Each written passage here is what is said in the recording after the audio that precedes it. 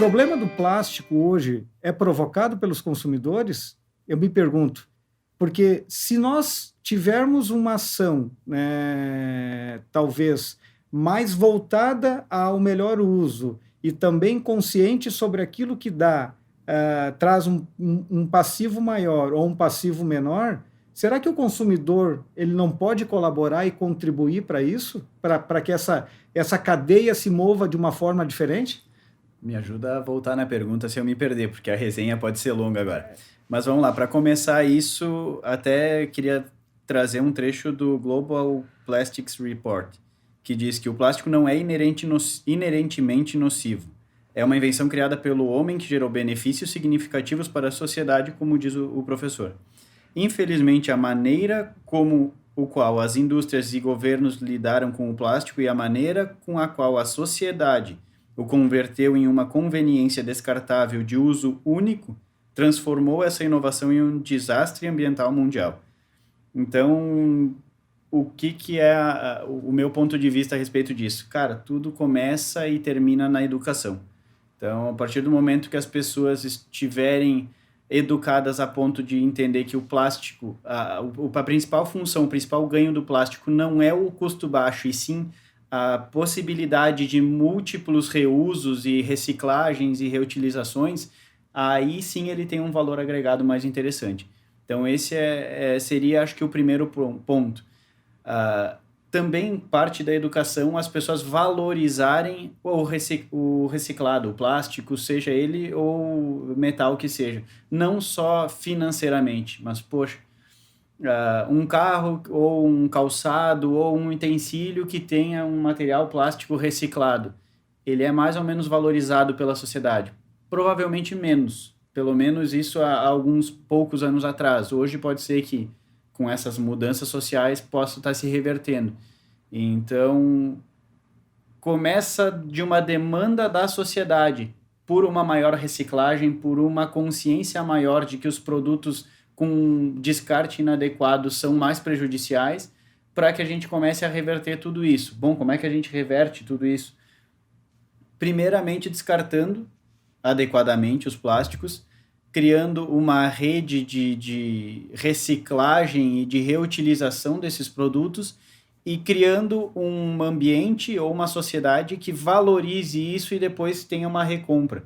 Não adianta ter um produto que é reciclado, que se torne barato, que as pessoas não enxergam esse valor e depois não consumam. Querendo ou não, o mundo econômico vive através de margem, de valores e tudo mais.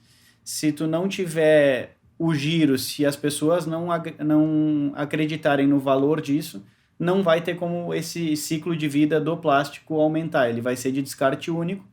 Aí a gente volta lá para a história do papel, para o metal, que pode ser até descarte único. A única diferença é que tu não está enxergando. Foi o que o professor falou. E, bom, depois tem todo um ambiente de custo de produção, poluição na produção dos materiais que vai além de só a reciclagem ou só o que a gente está vendo. Até se isso fosse de conhecimento geral, de repente mudava um pouquinho esses pontos de vista. Que nem o Rafael falou, tudo parte da educação. Eu ter a consciência que o material reciclado ele é tão bom ou quanto um material virgem. Por quê? Porque ele foi reciclado, ele foi reprocessado. Olha a vantagem que a gente tem nisso. Eu pego esse material, eu uso até o ciclo de vida dele, reprocesso ele e ele vai ser um novo material, não vai ser reutilizado, ele vai ser realmente reciclado.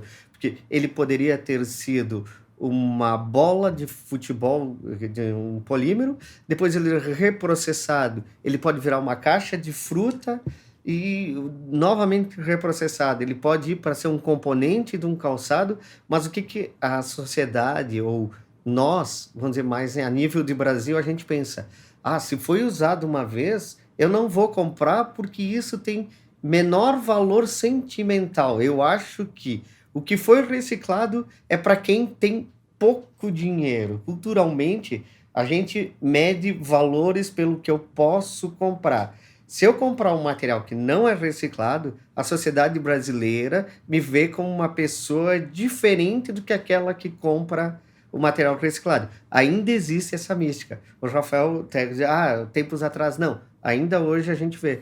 Porque quando a gente fala, eu estou dizendo agora em experiência de sala de aula, quando a gente dá a disciplina de reciclagem, 90% dos alunos dizem que o reciclado é para quem não pode comprar um material puro, o reciclador é o cara que não conseguiu ter um bom desempenho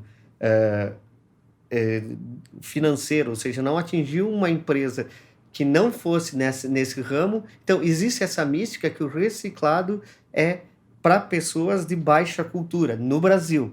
Tu vai para fora do Brasil, é ao contrário. O reciclado é pessoas conscientes que se preocupam com o mundo. Então, eu acho que nesse ponto a gente ainda tem que crescer. Como? Pela educação. Aonde? Na base. A escolinha, se todas as escolinhas maternais e eles começassem a ensinar dentro da escolinha a criança que ela leva o lanchinho, tá no plástico, guarda ele, lava ele direitinho, bota um lugarzinho, ó, esse é do plástico do saquinho, esse aqui do potinho de iogurte. Aí eles vão começar e aí a gente vai mudar.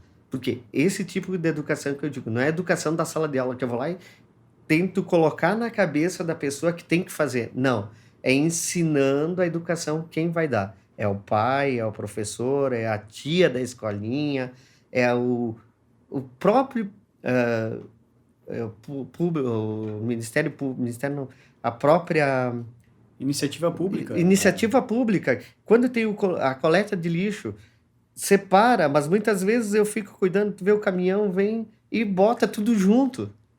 Ou a pessoa separar um condomínio. O que custa num condomínio eu ter local para plástico, local para papel, local para orgânico? Não juntar todos os recicláveis como um balaio só e depois o reciclador que se vire para... Isso, eu transfiro a responsabilidade para o final, que a gente deveria começar a pensar isso. A gente vê bastante isso na indústria. A indústria se preocupa, porque a indústria faz o quê? Ela recicla o máximo que dá, dentro das possibilidades que a lei permite, porque ainda às vezes a lei tem uma lei muito antiga que diz eu não posso usar reciclado, porque o reciclado vai contaminar.